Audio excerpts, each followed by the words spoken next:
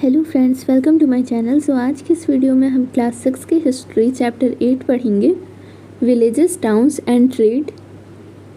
लोहार की दुकान पर प्रभाकर लोहारों को काम करते देख रहा था। एक छोटी सी बेंच पर कुल्हाड़ी और हंसिया जैसे कुछ औजार बेचने के लिए रखे थे। दूसरी ओर भट्टी जल रही थी। औजार बनाने के लिए दो लोग लोहे की एक छड़ को गर्म कर उसे पीट रहे थे। प्रभाकर को ये सब बड़ा मज़ेदार लग रहा था। आयरन टूल्स एंड एग्रीकल्चर, लोहे के औजार और खेती। लोहे का प्रयोग आज एक आम बात है। लोहे की चीज़ें हमारी रोज़मर्रा की ज़िंदगी का हिस्सा बन गई है। इस उपमहाद्वीप में लोहे का प्रयोग लगभग 3000 साल पहले से शुरू हुआ। महापाषाण कब्रों में लोहे के औजार और हथियार बड़ी संख्या में मिले हैं। इनके बारे में आप चैप्टर 4 में पढ़ चुके हैं। करीब 2500 साल पहले लोहे के औजारों के बढ़ते उपयोग का प्रमाण मिलता है। इनमें जंगलों को साफ करने के लिए कुल्हाड़ियाँ और जुताई करने के लिए हलों के फाल शामिल हैं, जिसके बारे में आपने चैप्टर 5 में पढ़ा था कि लोहे के फाल के इस्तेमाल से कृषि उत्पादन बढ़ गया। Other steps to increase production, irrigation. समृद्ध गांवों के बिना राजाओं और उनके राज्यों का बने रहना मुश्किल था। जिस तरह कृषि के विकास में नए औजार और रोपाई महत्वपूर्ण कदम थे, जिसके बारे में हमने चैप्टर 5 में पढ़ा था, उसी तरह सिंचाई भी काफ़ी उपयोगी साबित हुई। इस समय सिंचाई के लिए नहरें, कुएं, तालाब और कृत्रिम जलाशय बनाए गए। यहाँ पर देखिए औजार बने हुए हैं। इस फिगर में हंसिया, कुल्हाड़ी और संडसी लोहे की ऐसी 5 चीज़ें की आप सूची बनाओ जिनका प्रयोग रोज करते हैं।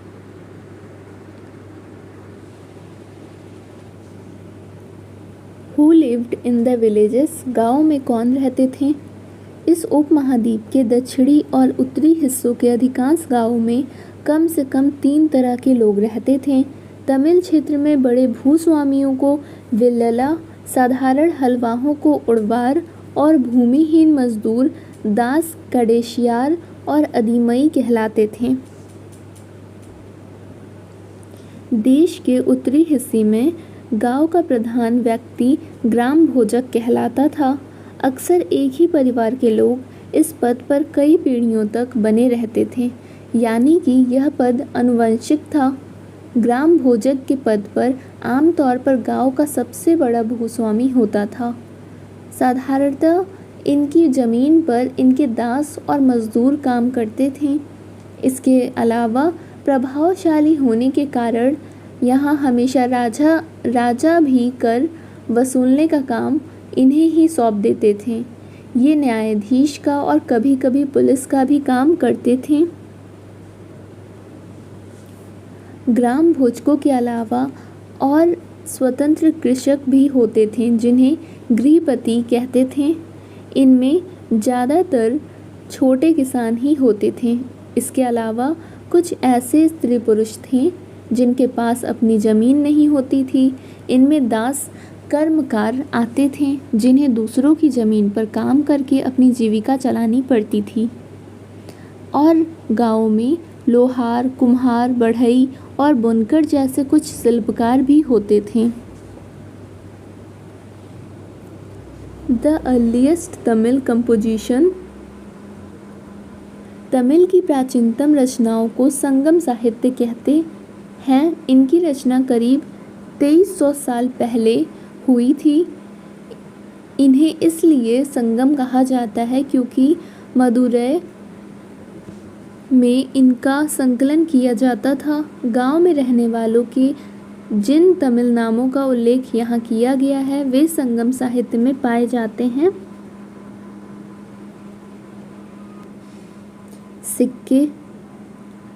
सिक्कों के आधार पर संपत्ति का मूल्यांकन किया गया था। पुरातत्वविदों को इस युग के हजारों सिक्के मिले हैं। सबसे पुराने आहत सिक्के थे जो करीब 500 साल चले। इसका फिगर यहाँ दिया गया है। चांदी या सोने के सिक्कों पर विभिन्न आकृतियों को आहत कर बनाए जाने के कारण इन्हें आहत सिक्का कहा जाता था। यहाँ पर एक छोटा सा पोयम दिया गया है, अदर मीन्स ऑफ एक्सचेंज, संगम साहित्य की ये छोटी सी कविता है। विनिमय के अन्य साधन, खेतों के सफ़ेद धान गाड़ियों पर लादे जा रहे हैं, नमक के लिए लंबे लंबे रास्ते, चांदनी सी सफ़ेद रेत पर परिवार को समेटे, कहीं पीछे छूट ना जाए, शहरों से नमक के सौदेगारों से यूँ चले जाने से सिर्फ सन्नाटा रह जाता है। समुद्र के किनारे नमक का बहुत ज़्यादा उत्पादन होता था। What are the merchants planning to exchange it with? व्यापारी किस चीज़ से इसका विनिमय करते हैं, वे किस तरह यात्रा कर रहे हैं, how are they travelling. Cities with many functions,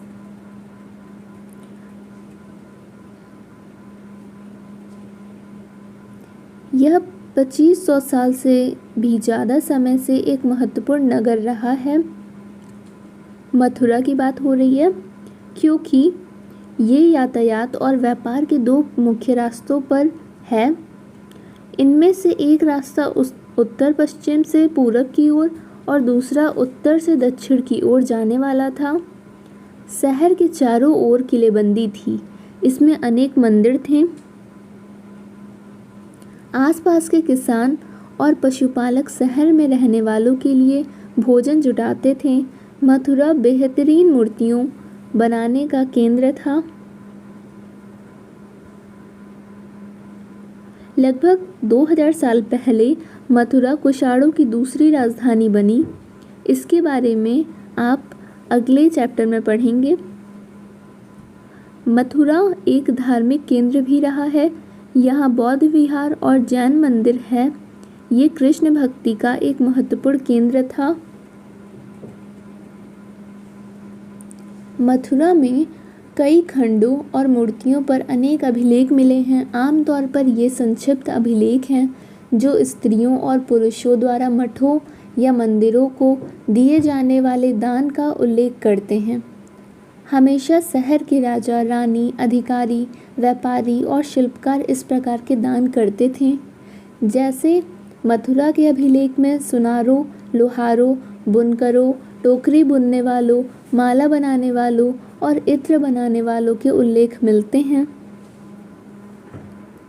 make a list of the occupation of people who lived in Mathura. Mathura के लोगों के व्यवसायों की एक सूची बनाइए। एक ऐसे व्यवसाय का नाम बताइए जो हड़प्पा में नहीं था। क्राफ्ट एंड क्राफ्ट पर्सन्स, शिल्प और शिल्पकार। पूरा स्थलों से शिल्पों के नमूने मिले हैं। इनमें मिट्टी के बहुत ही पतले और सुंदर बर्तन मिले हैं जिन्हें उत्तरी काले चमकीले पात्र कहा जाता है।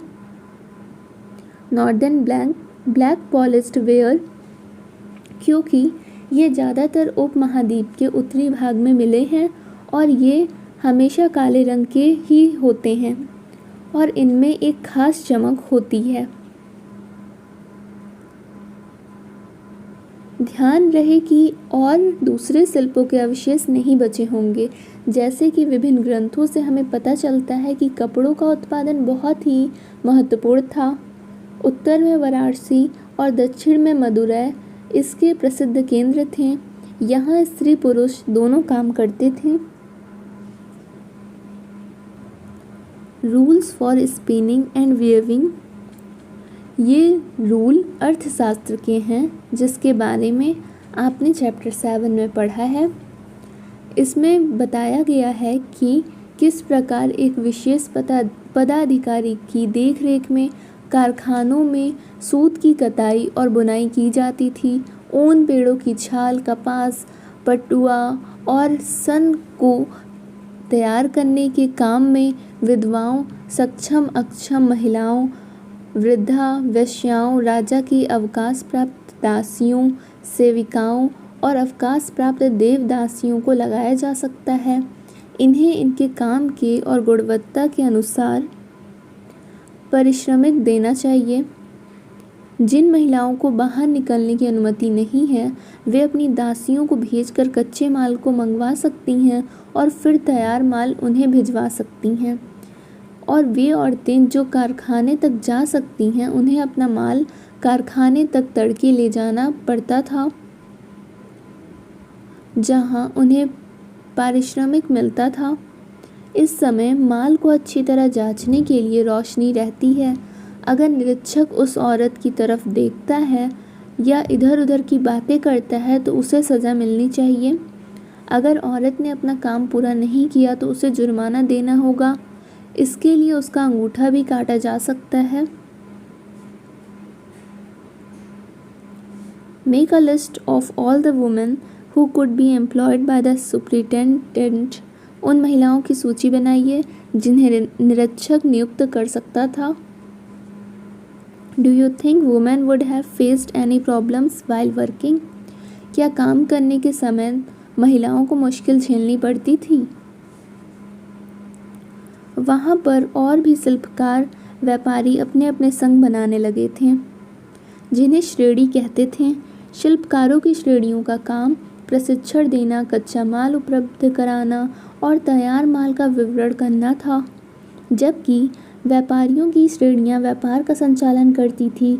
श्रेणियां बैंकों के रूप में काम करती थी जहां लोग पैसा जमा रखते थे और उस पैसे का निवेश लाभ के लिए किया जाता था।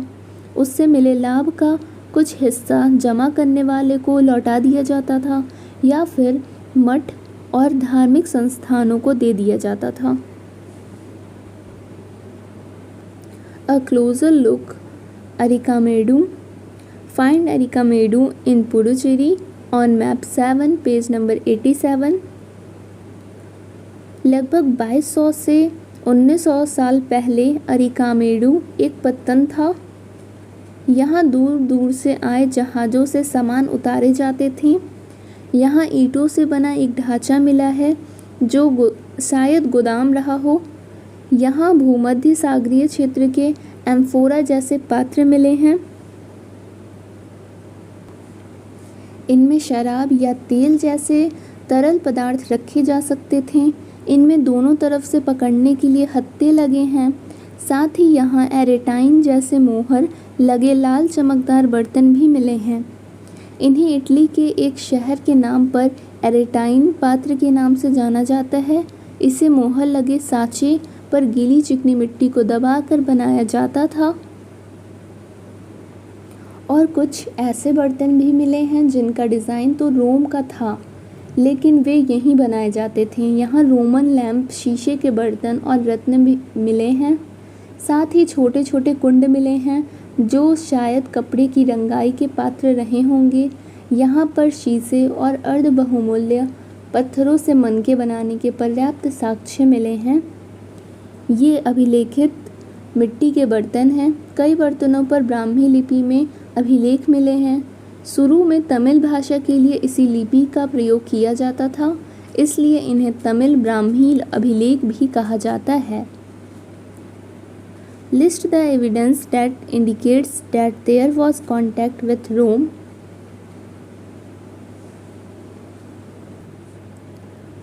An account by a Greek sailor, the story of Berigaja, the Greek name of Bharuch. Barygaza एक भरूच का यूनानी नाम है। उसकी कहानी यहाँ दी गई है। बेरीगाजा की संकरी खाड़ी में समुद्र से आने वालों के लिए नाव चला पाना बहुत मुश्किल होता है।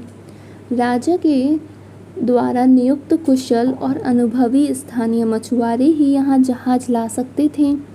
बेरीगाजा में शराब, तांबा, टिन, सीसा, पुखराज, कपड़े, सोने और चांदी के सिक्कों का आयात होता था। हिमालय की जड़ी बूटियाँ, हाथी दांत, गोमेद, कॉलियन, सूती कपड़ा, रेशम और इत्र यहाँ से निर्यात किए जाते थे। राजा के लिए व्यापारी विशेष उपहार लाते थे। इनमें चांदी के बर्तन, गायक, किशोर, सुंदर औरतें, अच्छी शराब और उत्कृष्ट महीन कपड़े शामिल थे। Make a list of all the things imported and exported from Berigaja.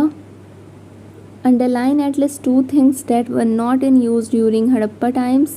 Why do you think merchants brought gifts for the king? Trade and traders.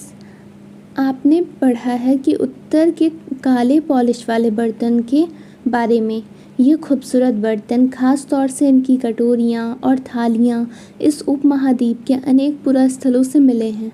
सवाल उठता है कि इन जगहों पर ये बर्तन कैसे पहुँचे होंगे। ऐसा अनुमान लगाया जाता है कि जहाँ ये बर्तन बनते थे वहाँ से व्यापारी इन्हें ले जाकर अलग अलग जगहों पर बेचते थे। दक्षिण भारत सोना, मसाले, खास तौर पर काली मिर्च और कीमती पत्थरों के लिए प्रसिद्ध था। काली मिर्च की रोमन साम्राज्य में इतनी मांग थी कि इसे काले सोने के नाम से बुलाते थे। व्यापारी इन सामानों को समुद्री जहाज़ों और सड़कों के रास्ते रोम पहुंचाते थे। दक्षिण भारत में ऐसे अनेक रोमन सोने के सिक्के मिले हैं। इससे ये अंदाज़ा लगाया जाता है कि उन दिनों रोम के साथ बहुत अच्छा व्यापार चल रहा था। Can you think of how and why this reached India? A poem about trade.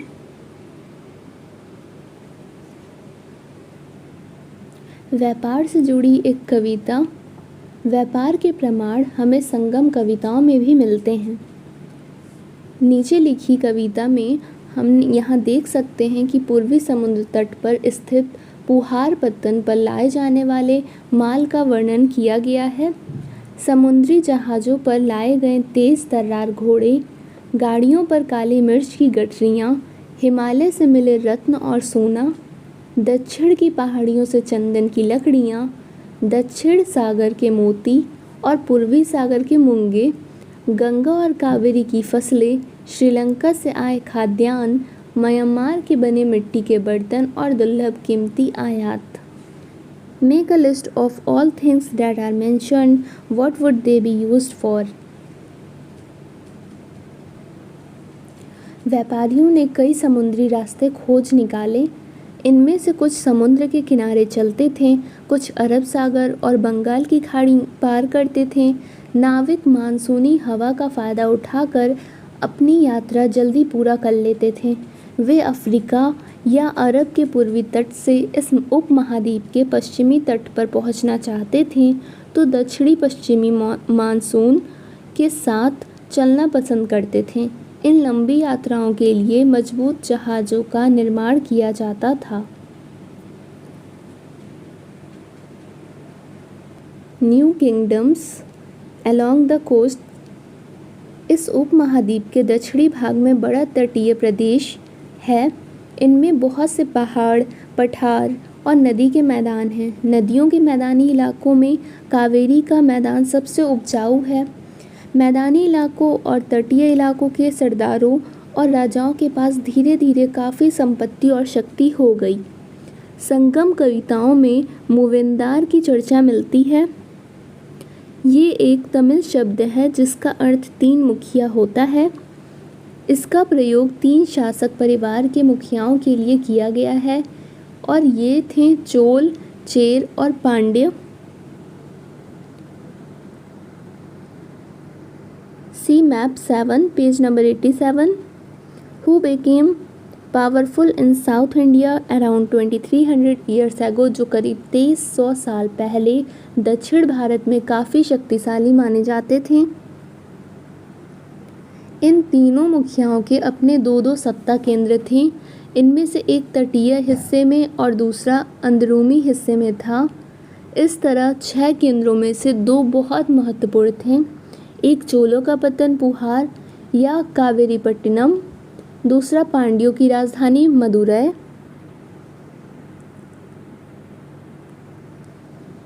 ये मुखिया लोगों से नियमित कर के बजाय उपहारों की मांग करते थे। कभी कभी ये सैनिक अभियानों पर भी निकल पड़ते थे और आसपास के इलाकों से शुल्क वसूल कर लेते थे। इनमें से कुछ धन वे अपने पास रख लेते थे, बाकी अपने समर्थकों, नाते रिश्तेदारों, सिपाहियों और कवियों के बीच बांट देते थे। अनेक संगम कवियों ने उन मुखियाओं की प्रशंसा में कविता लिखी जो उन्हें कीमती जवाहरात, सोने, घोड़े, हाथी, रथ, या सुंदर कपड़े दिया करते थे। इसके लगभग 200 साल पहले बाद में पश्चिम भारत सातवाहन नामक राजवंश का प्रभाव बढ़ गया। सातवाहनों का सबसे प्रमुख राजा गौतमीपुत्र श्री सातकर्णी था। उसके बारे में हमें उसकी माँ गौतमी बलश्री के एक अभिलेख से पता चलता है। वो और अन्य सभी सातवाहन शासक दक्षिणापथ के स्वामी कहे जाते थे। दक्षिणापथ का शाब्दिक अर्थ है दक्षिण की ओर जाने वाला रास्ता। पूरे दक्षिणी क्षेत्र के लिए भी यही नाम प्रचलित था। श्री सातकर्णी ने पूर्वी, पश्चिमी और दक्षिणी तटों पर अपनी सेनाएं भेजीं। Why do you think he wanted to control the coast, Silk Route and the Kushan? कुछ राजा या शासक बड़े बड़े हिस्सों पर अपना नियंत्रण करना चाहते थे, क्योंकि इस रास्ते पर यात्रा कर व्यापारियों से उन्हें कर, शुल्क और तोहफों के जरिए लाभ मिलता था। इसके बदले ये शासक इन व्यापारियों को अपने राज्य से गुजरते वक्त लुटेरों के आक्रमणों से सुरक्षा देते थे। सिल्क रूट पर नियंत्रण रखने वाले शासकों में सबसे प्रसिद्ध कुषाण थे। करीब 2000 साल पहले मध्य एशिया और पश्चिम उत्तर भारत पर इनका शासन था। पेशावर और मथुरा इनके दो मुख्य शक्तिशाली केंद्र थे। तक्षशिला भी इनके ही राज्य का हिस्सा था। इनके शासनकाल में ही सिल्क रूट की एक शाखा मध्य एशिया से होकर सिंधु नदी के मुहाने के पत्तनों तक जाती थी। फिर यहाँ से जहाज़ों द्वारा रेशम पश्चिम की ओर रोमन साम्राज्य तक पहुँचता था। इस उपमहाद्वीप में सबसे पहले सोने के सिक्के जारी करने वाले शासक में कुषाण थे। सिल्क रूट पर यात्रा करने वाले व्यापारी इनका उपयोग किया करते थे।